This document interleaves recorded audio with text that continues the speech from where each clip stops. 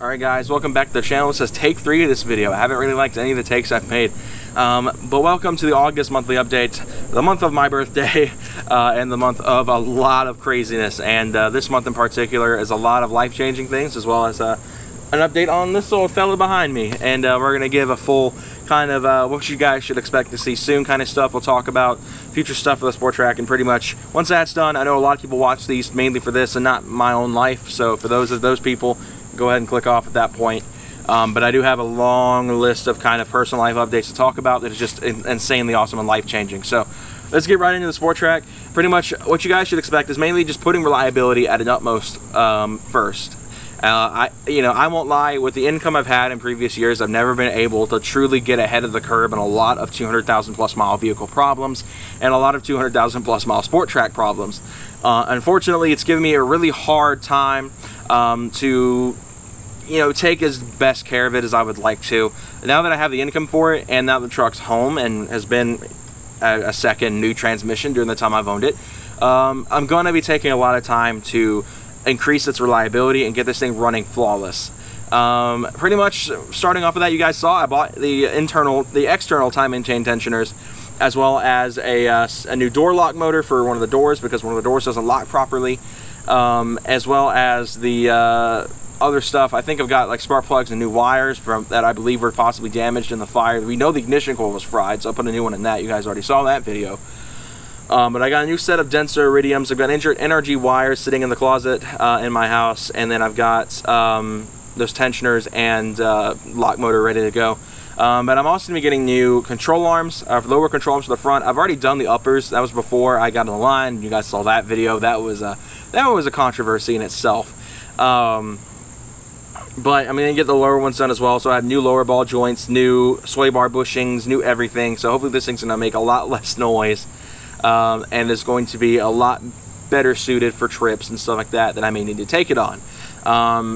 Kind of my focus right now is just getting reliability up, and then we'll finish up the last little bit of mods I have left to do to the truck before the build is at its close, which is mainly just getting the intake redone and getting the retune done with the new AEM intake, as well as getting the vinyl wrap done, because at that point the truck's gonna be finished. There's not gonna be anything else to do to it. It's gonna have the setup that I wanted for it originally, and I'm gonna be more than happy with it. And it's unfortunate because I know a lot of people watch for the sport track build, but there's not gonna be anything else really to do. I mean, outside of doing like a lightning spoiler, which Monday 86 is done, and this is actually where I saw it for the first time. I'd always theorized it was possible, but I'd never seen someone actually do it. And Monday did it, and it looks great. So I'm hoping that I'll be able to do the same thing with mine and be able to achieve that same look. I've also got my eyes on a tonneau cover. We actually have a friend. You guys might remember Brandon. He had a Integra. His dad actually happens to own a sport track tonneau cover. Don't know where he got it from, because I don't think he ever owned one, but it's cool that he has it and he's willing to sell it to me. So I need to figure out how much. He just said to shoot him an offer, so I'm just going to shoot him an offer on it and see if I can get a hold of it. And then of course just kind of getting little odds and ends fixed here. But the sport track build is going to come to its close eventually, and it's going to be all down to a project car, or what I'll talk about in a little while, my future like endeavors with jobs and stuff like that. Possibly bringing in a brand new daily driver to replace the sport track as a daily driver.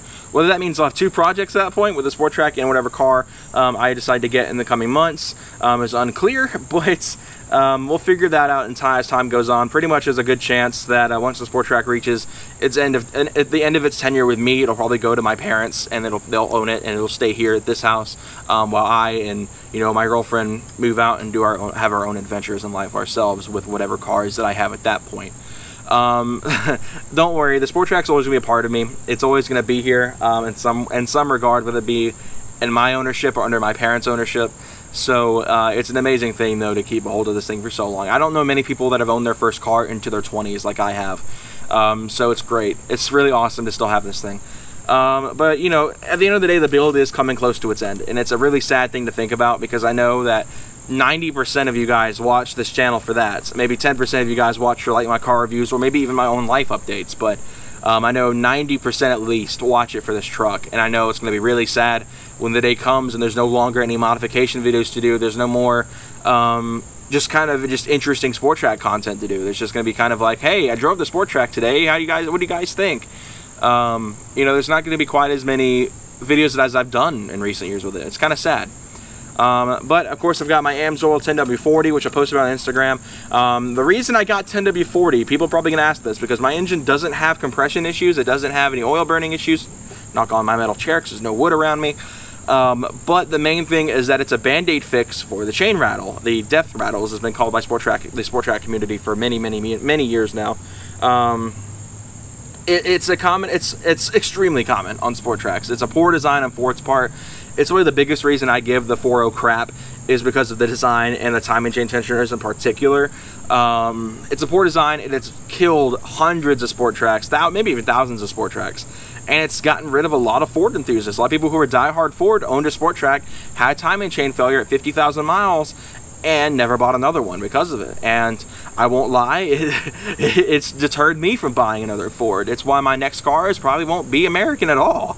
I've really looked into a lot of imports, and that's kind of always been what I've been into. I was never a USDM guy from the beginning, but you know, the issues this has given me from time to time, I love this truck to death, but I'm not going to sit around and sugarcoat that this thing has not been a pain sometimes. It has definitely scared me away from Fords, and seeing some of the problems my dad's Mustang has scared me away from Fords.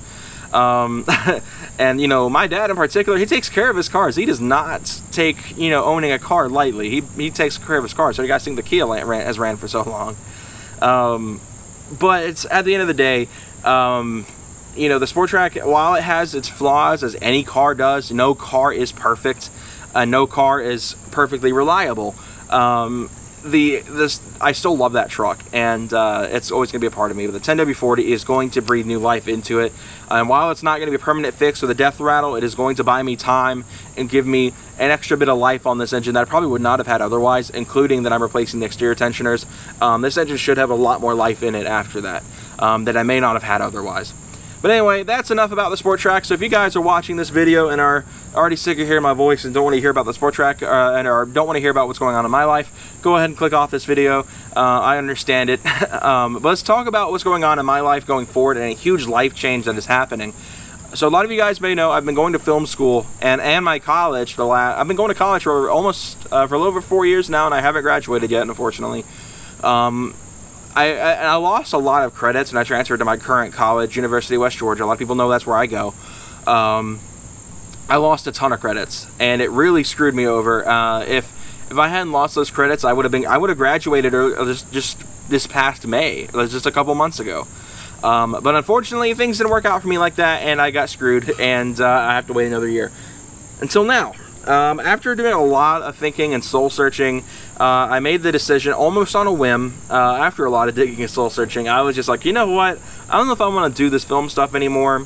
I kind of want to do court reporting. It's what my mom does. It's interesting. It's fun. It's a fast turnaround. It's good pay. I mean, there's a lot of pros to it.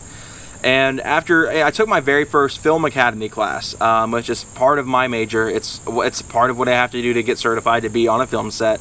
In Georgia, and I took my very first intro class, and while the class was very fun and very interesting, the dilemma that it gave me was it showed me a lot of the things with the film industry that I wasn't excited about.